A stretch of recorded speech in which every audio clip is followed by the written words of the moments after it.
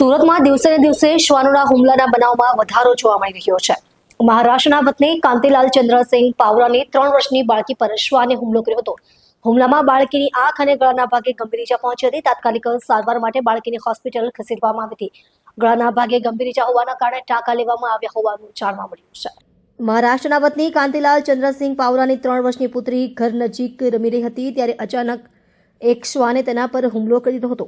આ હુમલો એટલો ગંભીર હતો કે શ્વાને બાળકીની આંખ પર અને ગળાના ભાગ પર જોરદાર બાઇટ માર્યો હતો। ઘટના બાદ પરિવારમાં ચીસો પડી ગઈ હતી અને તાત્કાલિક બાળકીને સારવાર માટે નજીકની હોસ્પિટલ લઈ જવામાં આવી હતી। પ્રાથમિક સારવાર બાદ બાળકીની હાલત ગંભીર જણાતા તેને વધુ સારવાર માટે તાત્કાલિક ઓપરેશન થિયેટરમાં ખસેડવામાં આવી હતી।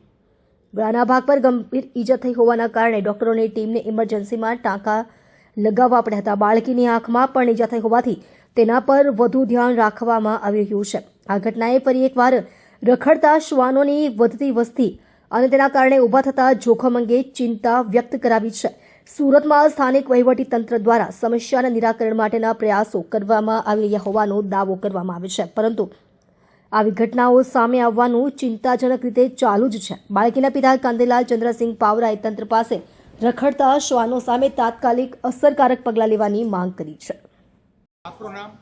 कांतिलाल चंद्र सिंह पावरा। अभी आप कौन से हॉस्पिटल आए सूरत में? अभी सूरत में करुणा ये इमरजेंसी में आए हैं, सिविल में आए हैं। आपके बच्चे का नाम क्या है? कल्याणी कांतिलाल पावरा। ये इसको किसने काटा है?